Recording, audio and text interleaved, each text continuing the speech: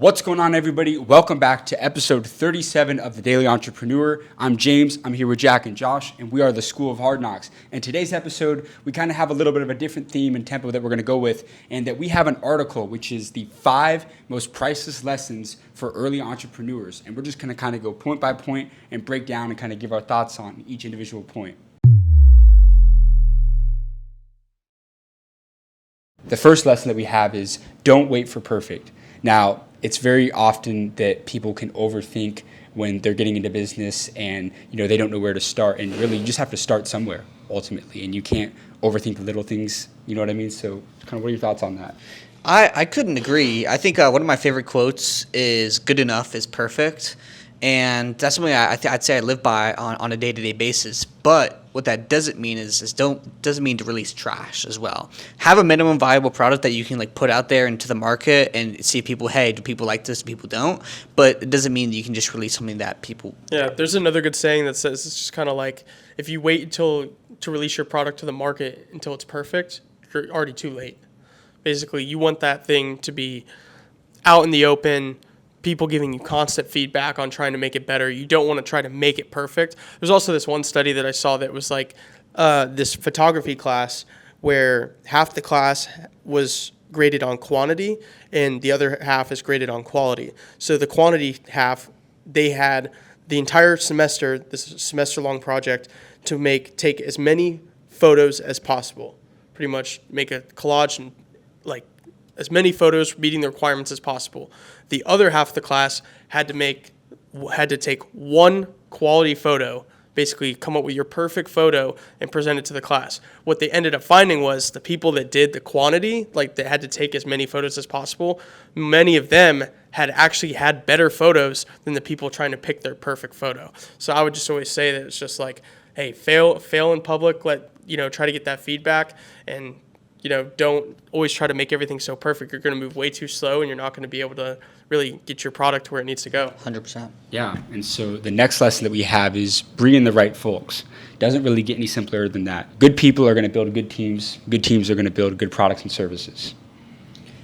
Again, it makes complete sense. I mean, I look at the three of us right here, 3 completely different backgrounds, 3 completely different skill sets, and that's why what we're doing is working.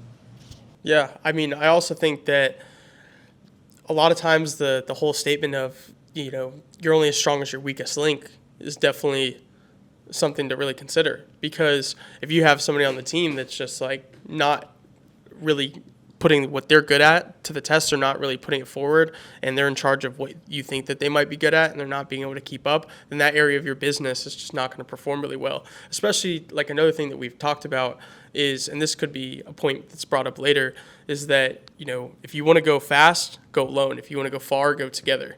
And so really being able, especially as just an entrepreneur, is being able to rely on other people that you really can put your trust into is really important. Yeah. Our third lesson is that reflection is vital. So along the way, there's going to be tons of challenges. It's important to kind of really look back, see what you did right, see what you did wrong, how you were able to overcome, and then focusing on what you can control ultimately. At the time of us filming this right now, it's January 2nd, and I think the reason New Year's is so impactful for a lot of people is because I feel like the average person doesn't actually take the time to actually reflect and take note of, hey, how am I actually doing? How did this year go? And what can I really improve on? I would say we reflect on a pretty regular basis, as every entrepreneur should, on, hey, how are things going? And I feel like we learn a lot more from our losses and things that have failed than we do our actual wins. A lot of times they say it's can't really tell where you're going to be going if you don't know where you've already been. And basically just being able to evaluate and assess really what you've been able to do so far. It's like that quote, Albert Einstein, what's the definition of insanity? Doing the same thing over and over again without getting a different result. And you're just getting the same result time after time. So if you can't really look at it, it's like with our content. If we notice that certain content's just not doing really well, you got to switch it up. We were just saying, we had the strategy meetings, just realizing that it's just this shit's not cutting it. It's just not working. It's just not working. So you just keep throwing shit against the wall and hoping that it sticks, or you could really look forward and actually just see what you could have done better and make the changes. Yeah, which brings us to our fourth lesson, which is that capital isn't the only thing that you gain funding for. And what I mean by that is that you shouldn't necessarily just be surrounded by people that are trying to invest in you or invest in your company just to merely fill kind of an investment bucket that they have to fill. Rather, the people that, you can call them for when you need help, and people that are genuinely kind of excited about what you're doing. They're interested in hearing about your vision and how they can help you improve. So capital isn't just the only investment that you should look for, but rather people that you can actually invest in and you can invest in to kind of develop a long-term partnership. Absolutely. And I think the best example of where you can see this is a place like Shark Tank, the TV show.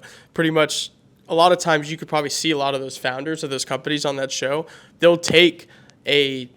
They'll give up more equity in their company just to get a deal done with someone like Mark Cuban, because they know just having that resource and someone as technically a business partner in that sense now is just way more valuable than even the capital that's coming in. Absolutely. I couldn't agree more, because at the end of the day, if you have all the funding in the world and you don't know what to do with it, it's useless. And I feel like there's so many industries where relationships really are a shortcut to success, and one that we talk about and we're all fans of is the music industry.